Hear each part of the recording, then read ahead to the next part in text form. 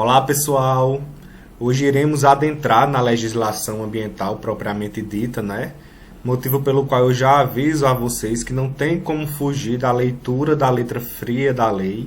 Vai ser inevitável essa leitura para que a gente entenda um pouco acerca da política nacional e do Sistema Nacional do Meio Ambiente, que são as duas temáticas que iremos trabalhar hoje, tá certo?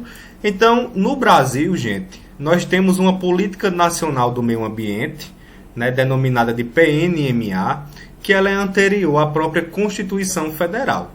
Então, ela já existe antes mesmo da nossa Constituição atual de 1988.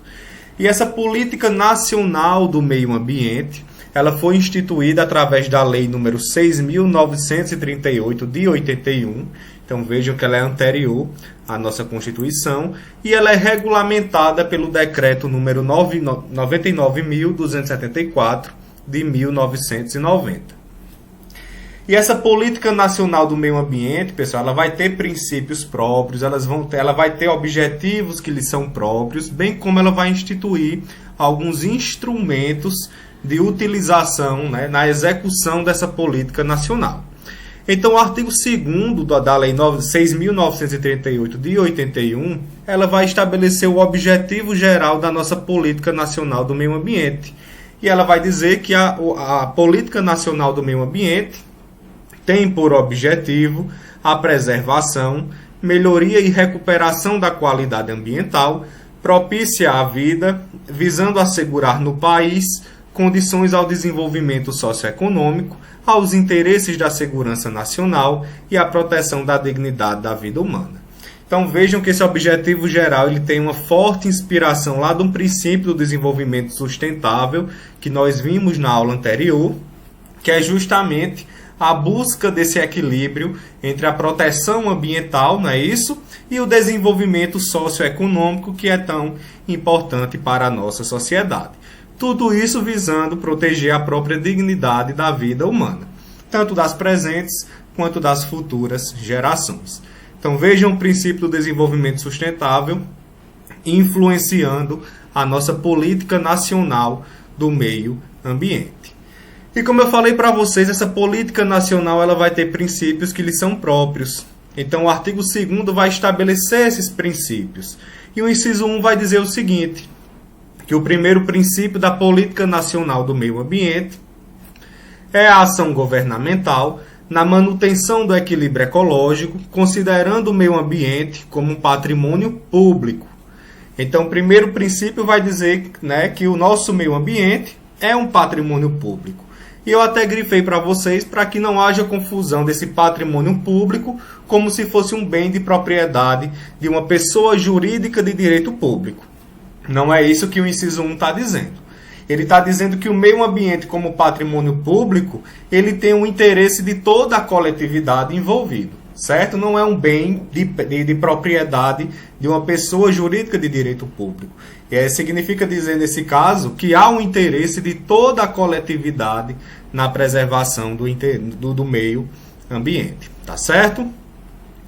Segundo princípio, racionalização do uso do solo, do subsolo, da água e do ar. Inciso 3. Planejamento e fiscalização do uso dos recursos ambientais. E a gente vai ver que nessa fiscalização, que envolve o poder de polícia ambiental, está presente o papel do IBAMA, que nós vamos ver ainda hoje, tá certo? Proteção dos ecossistemas com a preservação de áreas representativas. Controle e zoneamento das atividades potencial ou efetivamente poluidoras. E a gente vai ver que é importante esse controle e esse zoneamento, principalmente, para facilitar essas atividades de fiscalização e preservação ambiental. Inciso 6. Incentivos ao estudo e à pesquisa de tecnologias orientadas para o uso racional e proteção dos recursos ambientais. 7. Acompanhamento do estado da qualidade ambiental. E esse acompanhamento do estado da qualidade ambiental ele vai se ligar com o princípio do controle do limite, que também estudamos na aula anterior, né? E sendo importante para esse acompanhamento o estabelecimento de padrões de qualidade do meio ambiente, certo? Através de normas jurídicas que sirvam de parâmetro para que se meça, para ver aí a aferição acerca da qualidade ambiental que estamos vivenciando hoje, ok? E esses padrões podem se relacionar a um recurso ambiental específico ou a um recurso natural como um todo. Inciso 8º, recuperação de áreas degradadas. Inciso 9, proteção de áreas ameaçadas de degradação. Inciso 10, a educação ambiental a todos os níveis de ensino, inclusive a educação da comunidade, objetivando capacitá-la para participação ativa na defesa do meio ambiente. Essa educação ambiental, pessoal, ela está prevista na própria Constituição Federal. Então, já constitui um mandamento constitucional previsto lá no artigo 225 da nossa Constituição. Então, o artigo 225, que trata do meio ambiente, né, ecologicamente equilibrado, desse direito fundamental, como nós estudamos, vai estabelecer no parágrafo 1º o seguinte, que para assegurar a efetividade desse direito, incumbe ao poder público, inciso 6, promover a educação ambiental em todos os níveis de ensino e a conscientização pública para a preservação do meio ambiente. Então, a promoção da educação ambiental é aí um dever do poder público, né, para assegurar a efetividade do direito ao meio ambiente ecologicamente equilibrado, de modo que nós teremos, em âmbito nacional, uma lei que vai dispor sobre a educação ambiental e vai instituir a chamada Política Nacional de Educação Ambiental. Então, como forma de regulamentar, né, e de concretizar esse dever do poder público, nós temos instituído no Brasil uma Política Nacional de Educação Ambiental, tá certo? Essa Política Nacional também vai ter princípios que lhe são próprios, objetivos que são próprios. E o exemplo de um princípio próprio dessa Política Nacional de Educação Ambiental seria a concepção do meio ambiente em sua totalidade, ou seja, essa Política Nacional de Educação não vai considerar apenas o meio ambiente natural, mas todos aqueles tipos de meio ambiente que nós vimos na primeira aula, tá certo? E um objetivo previsto nessa Política Nacional de Educação Ambiental seria um incentivo à participação individual e coletiva, ou seja, trazer essa conscientização pública, como dispõe o inciso 6 do artigo 225, envolver a própria comunidade nesse processo de educação, nesse processo de conscientização, para que toda a coletividade assuma esse dever, assuma essa atividade de preservação do meio ambiente, tá certo? Então, com relação à educação ambiental, o que é que nós temos que saber sobre ela? Ela tem uma política nacional própria, né, como eu falei para vocês. A Lei número 9.795 de 99 vai estabelecer essa política nacional, que vai ser regulamentada pelo Decreto número 4.281 de 2002. E essa educação ambiental, de acordo com a nossa política, ela pode se dar de duas formas. Tanto através da educação ambiental formal, como através da educação ambiental não formal. E pela educação ambiental não formal, é o estímulo de práticas voltadas à informação e sensibilização da própria coletividade, certo? Essa educação ambiental não deve ser apenas tratada no currículo escolar, né, no currículo de ensino. Mas, como eu falei para vocês, deverá envolver toda a coletividade, certo? Essa informação tem que ser prestada a toda a coletividade. Com relação à educação ambiental formal, como eu falei para vocês, ela é aquela que está prevista no currículo de ensino. Mas, lembrando que o artigo 10, parágrafo 1º da nossa Política Nacional de Educação Ambiental, vai estabelecer que a educação ambiental não deve ser implantada como uma disciplina específica. Então, não vai haver uma disciplina específica de educação ambiental no Brasil, mas ela deve ser tratada, né, de modo transversal com outras disciplinas que estão previstas no nosso currículo, tá certo? Então, esse artigo 10, parágrafo 1º, vai proibir, vai vedar que haja uma disciplina própria de educação ambiental, ela devendo ser tratada aí de maneira transversal com outras disciplinas já existentes. Tá certo, gente? Além dos princípios que nós vimos acerca dessa política nacional, ela também vai ter alguns objetivos próprios. e esses objetivos estão previstos no artigo 4º da Lei 6.938, de 81. Então, o artigo 4º vai dizer o seguinte: a Política Nacional do Meio Ambiente visará, terá como objetivo, inciso 1, a compatibilização do desenvolvimento econômico-social com a preservação da qualidade do meio ambiente e do equilíbrio ecológico. Então, veja o inciso 1 também com forte influência no princípio do desenvolvimento sustentável, dizendo que deve haver esse equilíbrio entre o desenvolvimento econômico e social, bem como com a própria preservação da qualidade do meio ambiente. Não vale buscar o desenvolvimento econômico a qualquer custo, com prejuízo à própria qualidade do meio ambiente em que vivemos. Tem que ter essa compatibilização, esse equilíbrio. Inciso 2, outro objetivo da nossa política é a definição de áreas prioritárias de ação governamental relativa à qualidade e ao equilíbrio ecológico, atendendo aos interesses da União, dos Estados, do Distrito Federal, dos territórios e dos municípios. Inciso 3, ao estabelecimento de critérios e padrões de qualidade ambiental e de normas relativas ao uso e manejo de recursos ambientais. E vejam o inciso 3, mais uma vez, tomando como influência, como fundamento, o princípio do controle, certo? Devemos saber, devemos ter condições de verificar qual é a qualidade ambiental que estamos vivenciando atualmente. Qual o padrão de qualidade ambiental relativo a determinado recurso natural, por exemplo, de forma específica. E isso vai se dar através do estabelecimento de padrões de qualidade ambiental. Padrões esses que devem ser construídos a partir de análises e conhecimentos eminentemente técnicos, tá certo? Então, esses padrões de qualidade ambiental, eles devem ser normatizados, eles devem ser criados justamente para se verificar a qualidade ambiental que estamos vivenciando na atualidade. Inciso 4, ao desenvolvimento de pesquisas e de tecnologias nacionais orientadas para o uso racional de recursos ambientais, certo? Então, um dos objetivos dessa política nacional é justamente desenvolver mais pesquisas e tecnologias orientadas para esse uso racional de recursos ambientais.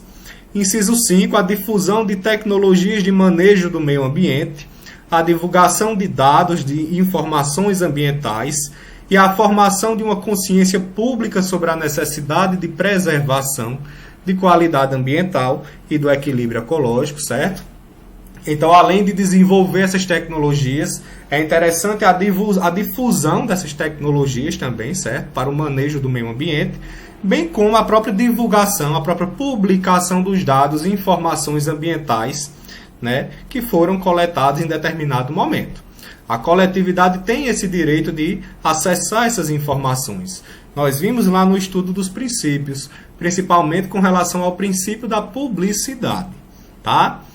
Inciso 6, é objetivo da PNMA a preservação e restauração dos recursos ambientais com vistas à sua utilização racional e disponibilidade permanente, concorrendo para a manutenção do equilíbrio ecológico propício à vida.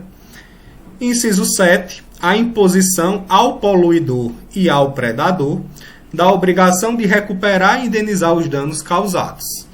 E aí esse termo poluidor e predador nos remete ao princípio do poluidor-pagador, que vai ser justamente essa obrigação que o poluidor tem de recuperar aquela área em que ele causou dano, que ele causou prejuízo ambiental, bem como a indenizar por esses danos causados. Não é isso?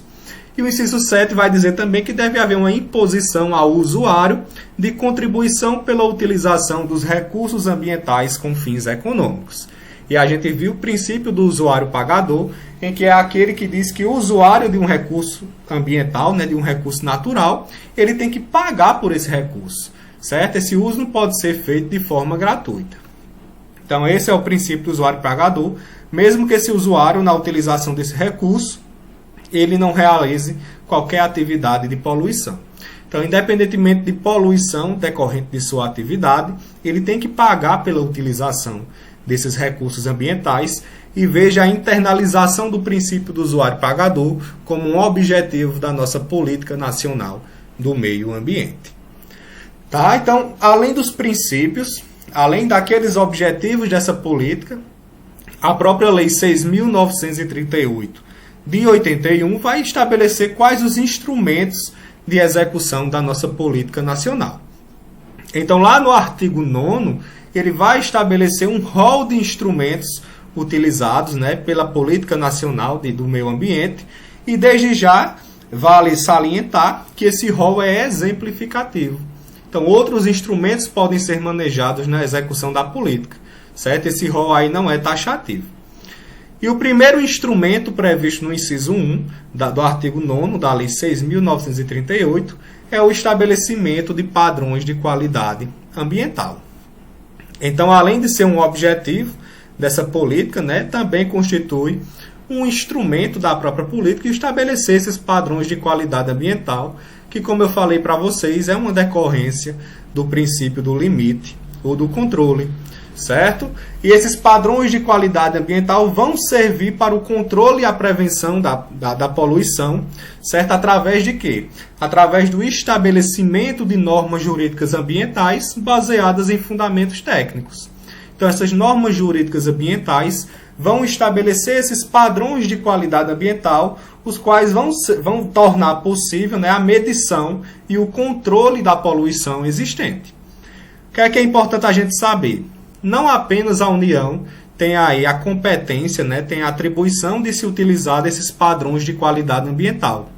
Esses padrões de qualidade ambiental também podem ser estabelecidos pelos estados, pelo Distrito Federal e pelos próprios municípios, tá certo? Então, todos os entes federativos, eles podem estabelecer esses padrões de qualidade ambiental. E com relação aos estados, ao Distrito Federal e aos municípios, eles vão estabelecer esses padrões de qualidade ambiental levando em consideração suas realidades locais, certo? Inclusive, os estados, o Distrito Federal e os municípios podem estabelecer padrões mais restritivos do que aqueles que foram estabelecidos pela União. Tá? Então, eles podem estabelecer, inclusive, normas mais restritivas como forma de adequar esses padrões às suas realidades locais. Ok, gente? Um exemplo de padrão de qualidade ambiental são os padrões nacionais de controle da poluição por veículos, certo? São bastante conhecidos esses padrões. E eu coloquei para vocês também a resolução do CONAMA, número 3 de 1990, que vai tratar aí dos padrões de qualidade do ar. Então, como eu falei para vocês no início, esses padrões de qualidade eles podem se referir a um recurso propriamente dito, a um recurso natural específico, certo? Eles não precisam ser genéricos. Outro instrumento da Política Nacional do Meio Ambiente é o zoneamento ambiental. E esse zoneamento ambiental é um instrumento para o próprio planejamento ambiental, voltado a essa preservação ambiental, tá certo? Então, esse zoneamento é importante para facilitar esse planejamento acerca de como se dará a preservação ambiental. Inciso 3, a avaliação de impactos ambientais. E o inciso 4, o próprio licenciamento ambiental. E a gente vai estudar cada um deles nas aulas seguintes, lembrando que esse licenciamento nada mais é do que o exercício do poder de polícia ambiental, certo? Voltado aqui à preservação e à conservação do meio ambiente. Então, esse poder de polícia ambiental, com seu papel de fiscalização das atividades particulares, vai acabar limitando e restringindo essa atividade dos particulares em prol do próprio interesse coletivo, que no caso seria a própria preservação do meio ambiente. Então, esse licenciamento nada mais é do que a expressão desse poder de polícia ambiental, mas isso nós trataremos nas aulas seguintes. Inciso 5. Os incentivos à produção e instalação de equipamentos e à criação ou absorção de tecnologia voltados para a melhoria da qualidade ambiental. Então, é instrumento da política nacional, o próprio incentivo à produção e instalação de novas tecnologias, certo? Como, por exemplo, as pesquisas para fontes limpas de energia, como eu coloquei para vocês. Então, deve haver investimento em pesquisas para se criarem novas tecnologias que reduzam ou até mesmo eliminem a poluição existente, certo? Isso é um instrumento da PNMA, esses investimentos, esses incentivos. E também deve-se incentivar em favor das empresas que utilizem técnicas menos impactantes ao meio ambiente. O próprio artigo 170 da Constituição Federal vai tratar desses incentivos que podem ser estabelecidos em favor dessas empresas que adotem práticas, que adotem técnicas que gerem menos impacto ambiental. Então, lá no artigo 170, nós vamos ver o seguinte, que a ordem econômica, fundada na valorização do trabalho humano e na livre iniciativa, tem por fim assegurar a todos existência digna, conforme os ditames da justiça social, observados os seguintes princípios. Inciso 6. A defesa do meio ambiente, inclusive mediante tratamento diferenciado, conforme o impacto ambiental dos produtos e serviços e de seus processos de elaboração e prestação. Então, essas empresas que na prestação de seus serviços, dos seus processos diversos, que utilizarem técnicas que gerem menos impacto ambiental, podem ser tratadas de forma distinta, recebendo incentivos públicos favoráveis à utilização dessas técnicas menos impactantes. Certo? A própria Constituição Federal autoriza a utilização desses incentivos em favor dessas empresas.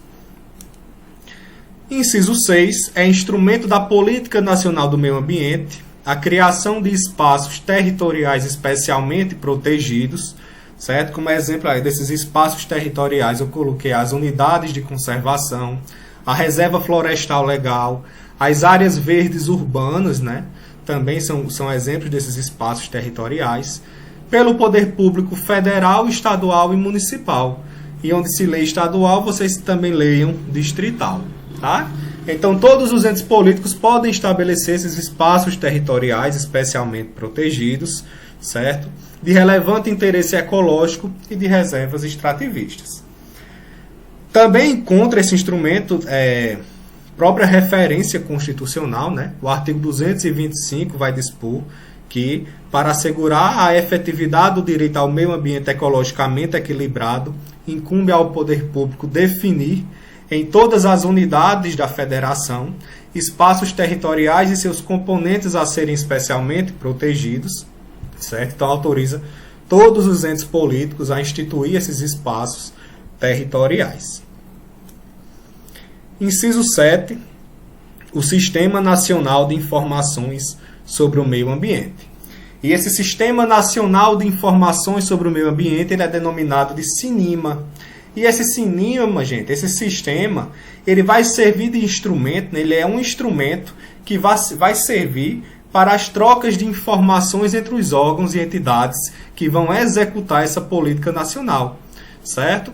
Então, nós vamos estudar o Sistema Nacional do Meio Ambiente, e esse Sistema Nacional ele é composto por órgãos e entidades de todas as esferas federativas, certo? De modo que o Sistema Nacional de Informações justamente vai servir como um instrumento de troca de informações entre esses órgãos e entidades, certo? O SINIMA, o Sistema Nacional de Informações, ele é gerido, ele é coordenado pelo próprio Ministério do Meio Ambiente, certo? Então, essa troca de informações vai ser coordenada pelo Ministério e ele é regulamentado pelo artigo 11, inciso 2, do Decreto 99.274 de 1990. O artigo 7º da Lei Complementar 140 de 2011, e desde já eu falo para vocês que essa Lei Complementar 140 de 2011, que vai fixar normas de cooperação entre os entes políticos de acordo com o artigo 23 da Constituição Federal. Essa lei complementar ela deve ser lida em conjunto, certo? Sempre atrelada à própria Política Nacional do Meio Ambiente. Então, sempre deve-se recorrer à análise dessa Lei Complementar 140, que vai tratar justamente dessas normas de cooperação entre os entes políticos.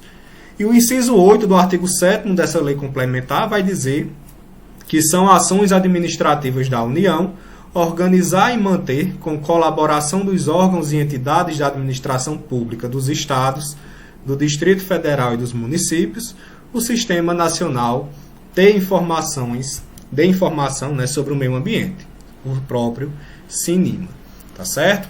Então vejam aí o SINIMA como esse sistema de troca de informações e devendo a União organizar e manter esse SINIMA em colaboração com os órgãos dos estados, do Distrito Federal e dos municípios, de acordo com a Lei Complementar 140 de 2011. Inciso 8. O Cadastro Técnico Federal de Atividades e Instrumentos de Defesa Ambiental, né? Então deve haver um cadastro técnico e nesse cadastro técnico deve haver o registro, e esse registro será obrigatório, de todas as atividades existentes relativas à consultoria técnica, certo? Acerca de problemas ecológicos, bem como aquelas atividades relativas à indústria e comércio de equipamentos, aparelhos e instrumentos, destinada ao controle de atividades efetiva ou potencialmente poluidoras. Certo? Então, todos esses instrumentos de defesa ambiental, seja aparelhos, equipamentos, né, tecnologias, bem como as próprias atividades de consultoria técnica relativa a essa defesa ambiental, devem constar desse registro, e esse registro ele é feito no Cadastro Técnico Federal, certo?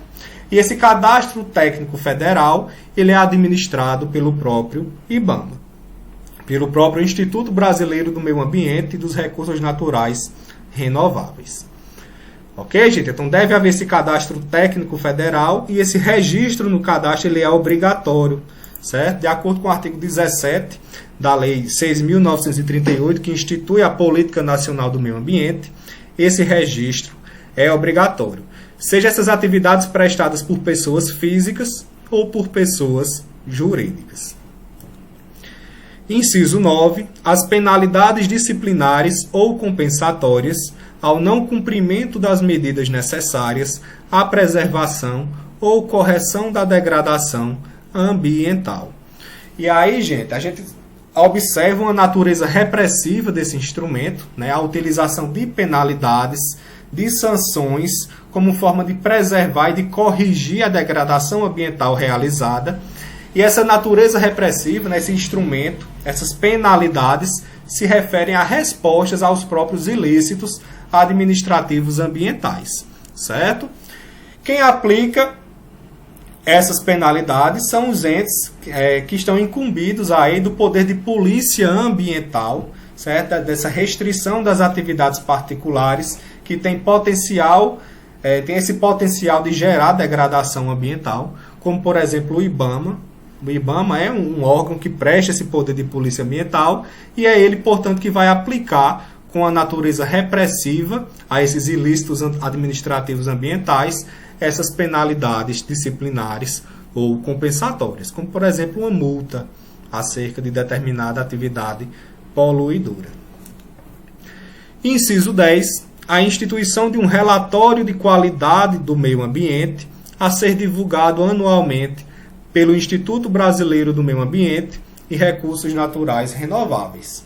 Então, esse relatório de qualidade do meio ambiente, né, como instrumento da política, ele serviria para tornar pública as condições ambientais gerais do Brasil em determinado tempo, certo? Então, ele serviria aí como instrumento de publicidade das atuais condições ambientais em que vivemos. O problema, gente, é que esse relatório de qualidade do meio ambiente ele ainda não foi implementado, embora ele pudesse, né, servir de instrumento importantíssimo de gestão ambiental. Então vejam que esse relatório, né, previsto como um instrumento da Política Nacional do Meio Ambiente, infelizmente ele ainda não foi implementado. Inciso 11. A garantia da prestação de informações relativas ao meio ambiente, obrigando-se o poder público a produzi-las quando inexistentes.